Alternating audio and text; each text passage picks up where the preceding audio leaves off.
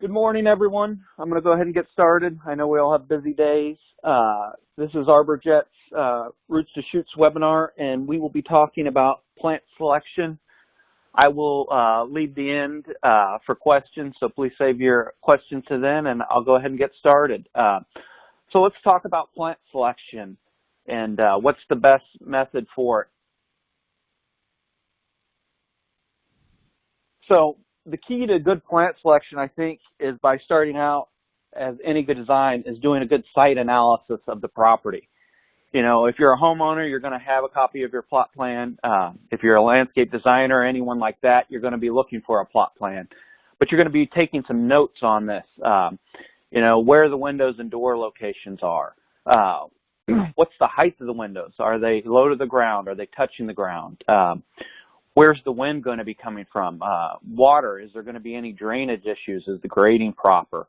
Is there any low points or wet areas?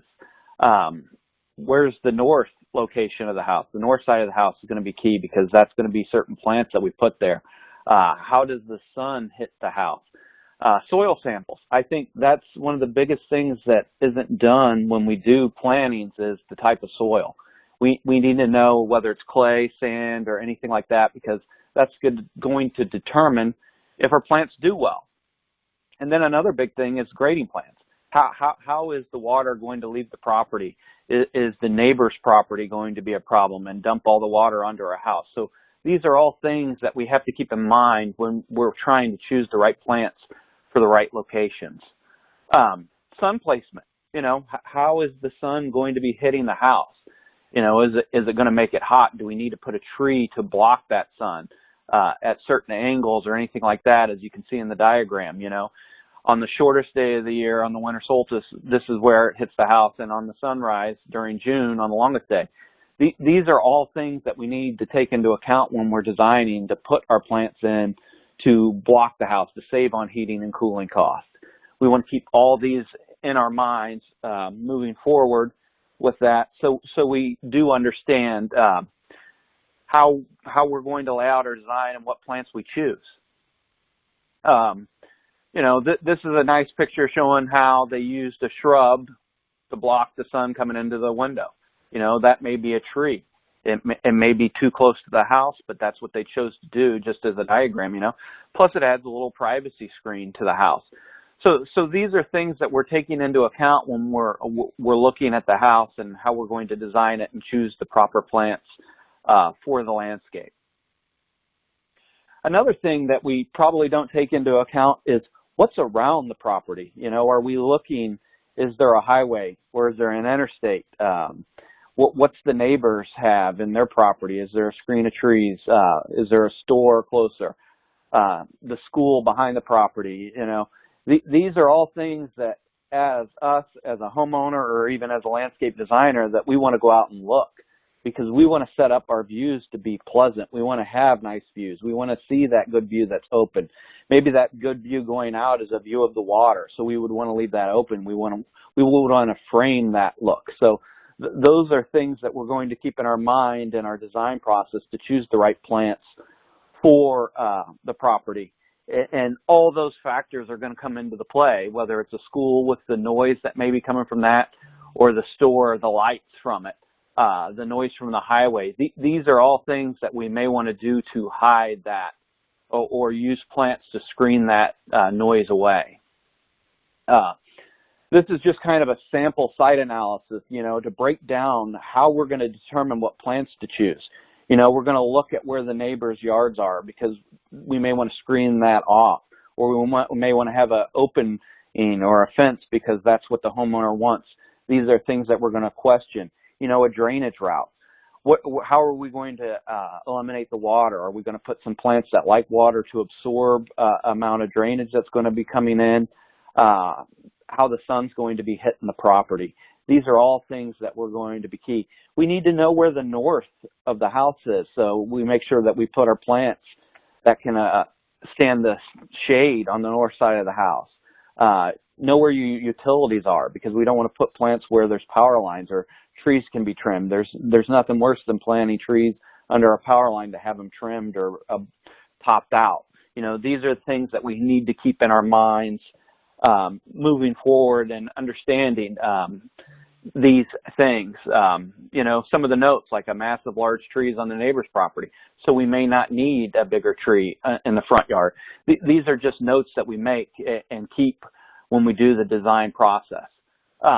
You know, another great idea to do is bubble diagrams, just to make notes for yourself, like there's going to be lawn games out in the backyard, possibly a pool, you know, the bedrooms, where the bedrooms empty out on the decks. And these are going to be things of traffic flow. Do we need to leave openings to get equipment into the backyard, to where if they want to bring a vehicle or a trailer or anything like that for parties? These are things that we want to keep in mind, and conversations that we'll have with homeowners to make sure we choose the proper plants for that.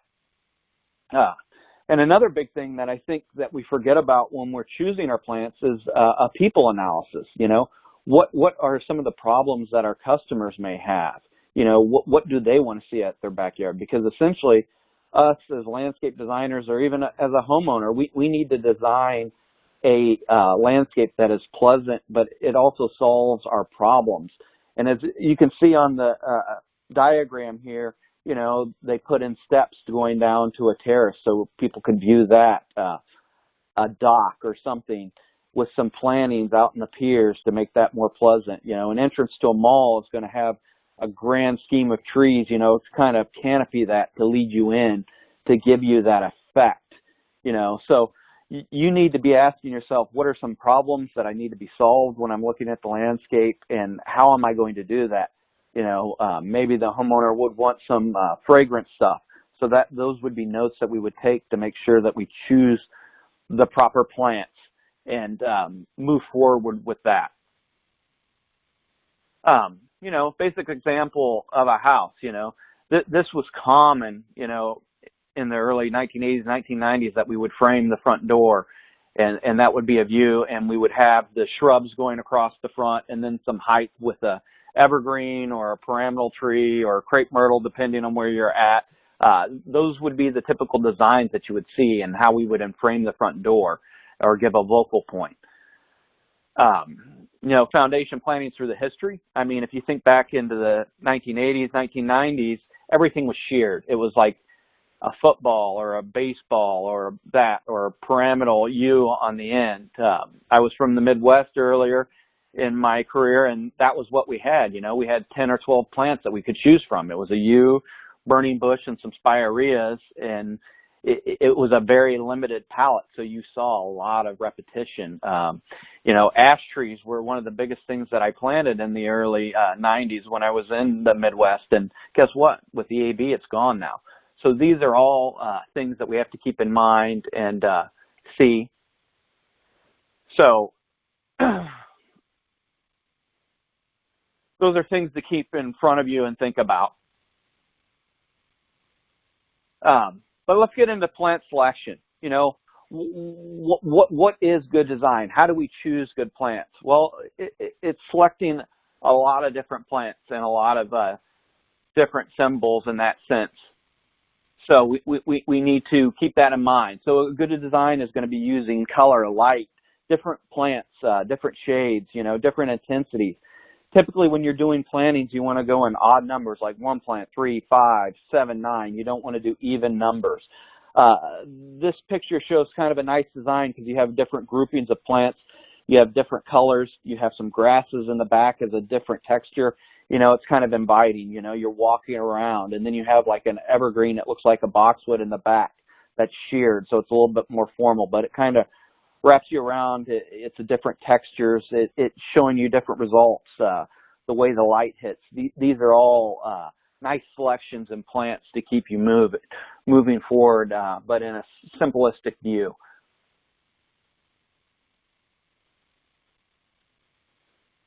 So, what are the good principles for planting designs?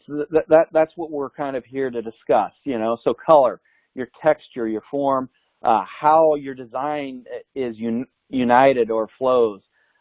Simple is typically one of the better things to do. Different varieties of plants, emphasis, you know, the different numbers. As with this design, it's more of a free flow. You have your ferns, You may have some daylilies, but you have some different size ferns back there with some understory plants and trees that lead you back. But there's different sequence, there's different scales and different heights, which show you different varieties of the way the planting design is done, and it changes it up. And it shows you, you know, a relaxing type thing. They used a bark path with maybe it looks like some sort of paver or stone patio back there, but it leads back there, and the different plants, different heights. It's an inviting area. Some of the specs for, you know, for plant selection. These are the things that you're going to keep in mind as a designer or even as a homeowner. You know, is it climatic adaptable? You know, certain places, crepe myrtles will not grow as you go further north. So what's the cold hardiness? Is this plant going to work here? Where I'm located in Maryland, you know, we kind of have a zone 7, so we have a lot of different plant material that we can choose. Soil requirements, will they grow in sand? Will they grow in clay? You know, these are all questions that we have to ask when we're going to install a landscape. You know, what makes this plant right for here? What's the sun or shade in this area? Is it going to be more shady? You know, north side of the house is going to have more shade, so we're going to want to do that. Different sizes, forms, texture. These are all things that we're going to ask ourselves when we're doing the landscape, and we just need to know different things. Like with this design here, you see they have a nice bunch of different layers. It looks like these are evergreens here, and we have a car parking lot here, but then we have a little meandering path, you know, and maybe this is an accent point, you know, a specimen tree, and it looks like up here. But then we have small foundation plantings in the pool back here, but we've screened this with, it looks like evergreens all the way around the back. So these are all pleasant, but we have different heights. You know, we fulfilled what they wanted, a privacy screen. Those are things that we keep in mind, and we did different textures. So those are all things to keep in mind. Plant forms. So this is going to determine, too, what type of plant we're going to choose, because it may be based on what form it is, you know, whether it's oval, a columnar, a weeping tree may be a thing, a vase shape, a columnar tree, a conical, you know, and then you have your different forms of shrubs, whether it's a spreading, a weeping, you know, is it an evergreen? Do we want year-round cover? These would be all things that we would keep in mind when we're trying to choose our plants, whether it's a horizontal creeping thing or a narrow pyramidal. You know, what is the look your customer is going after? How is it going to frame into the landscape? You know, is it going to be a vase-shaped tree to hide something on the corner of the house or soften it because the house is so tall? And the thing that we have to remember as homeowners or even as landscapers is when we plant this tree, it's going in really as essentially as an intermediate size. So what is that full growth size going to be? Is it going to be the right plant in the right place, you know, essentially to be that landscape design? The next thing is how are we going to do this planting? You know, are we going to do a monotype where everything is repeated, or are we going to do, as seen here in the picture, you know, different heights, different shows, but it's different units, but it flows. It's a simplistic, you know, it's a symmetry type planning. To where you get over here, you have a lot of monotony. It doesn't really look, it's not visually inviting. You know, you want different heights. But then you could go to the extreme where there's too much, as you can see with the different heights and the pyramidals and that. It's just too busy. It's confusing. You know, you just want a nice flow with some heights here and there to make it inviting. You know, so the landscape is flowing through it, and you have different textures, different sizes, forms. These all play into the factors of what you're trying to do with your landscape design. You know, the types of plantings, abrupt form changes, you know, a textural change, an evergreen to a flowering deciduous shrub, different color change. You know, maybe you have a yellow mops with a bunch of green yews, you know, simple things like that. You may throw in a fence, different structural materials, a rock, maybe a vocal point with some lower creeper plantings around it. These are all things that you're taking into account when you're doing this design process and trying to choose the right plants. specs for plant selection, the things that we're going to look at is like the color of the foliage. Winterberry hollies would give you a bright red color in the winter. Typically we don't have visual interest in the wintertime. It's kind of blah. So a plant that would bring you winter berries would give you pop. What's the growth and development rate of the plant? Is it a fast-growing shrub? Is it a fast-growing tree? What are the intangibles are we looking at? What do we need? Will this plant have insect and disease? Certain types of trees, cherries, plum trees may get diseases. Is this going to be a problem where we planted it because it's a wet area? Those are questions that we have to ask. Flower and fruit production. Is it a sweet gum? Do we want to plant a sweet gum in the middle of a play area to have the gumballs drop all over it? What's the availability and the price in the nurseries? Anything like that. Special considerations would be, is this a wet area? Are there things that could be an issue? Is a downspout draining into this area and it's clay? So not many things are going to grow here because this area is going to be wet. All these are questions you have to answer to choose the right plants, to make the right design decisions moving forward with this. Tree selection. How are we going to choose the right tree in the right place? In this photo here, they've chose some smaller trees that are rounded. Maybe they're a type of rose trees or some sort of flowering tree, but it's smaller. Those trees are not going to grow into a canopy over the roadway like you see in some of the Maryland horse farms or, any estates like that. So the questions you answer when you're looking at these trees is the tree going to be hardy? What type of fruit or litter will it have?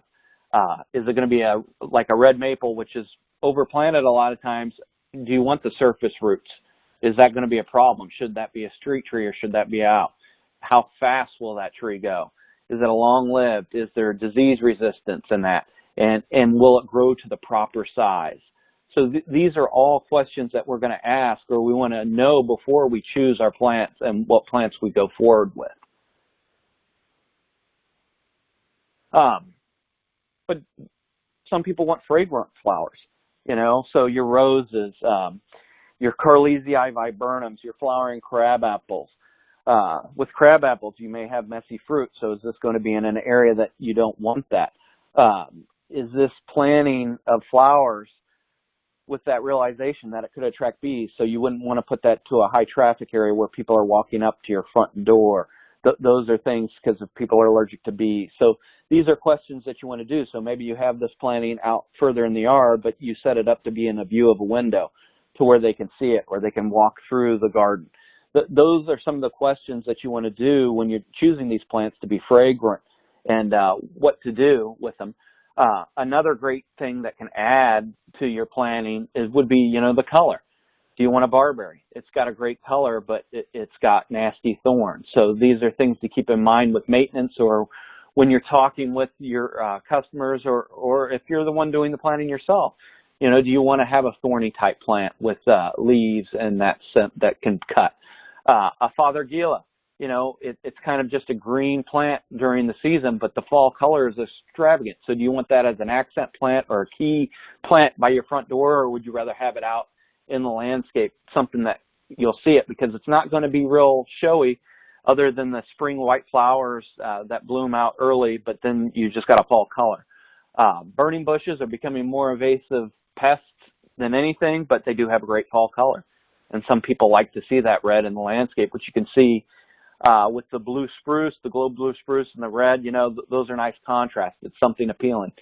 Red maples, sugar maples, all these trees bring different fall colors, but they're inviting. So you can use these colors to accent the landscape, to improve it, to ensure the overall look of it, to make it better in that aspect of it. So there's lots of different things you can do with numbers, colors, textures in the landscape to improve things. People like butterflies or bees, so maybe you do container gardens. Instead of putting a butterfly bush, maybe you plant it in a pot and prune it down. Blue spirea, different perennials, Russian sage are all attractives to butterflies, but you may not want to put these in an area that would be high people or a lot of traffic because they are going to bring a lot of bees. So you want to design in that aspect to allow movement, but to give you that beauty. You know, container gardenings are a great thing sometimes to add stuff to it, and it's a way to add plantings to a patio area to soften it up. So these are things to keep in mind when you're doing that and moving forward with your plantings. And I just wanted to show some things, some plants out of place.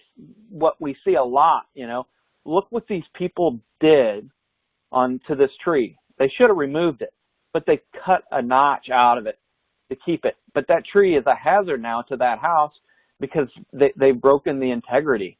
And I mean, look how they annihilated that tree to grow around it.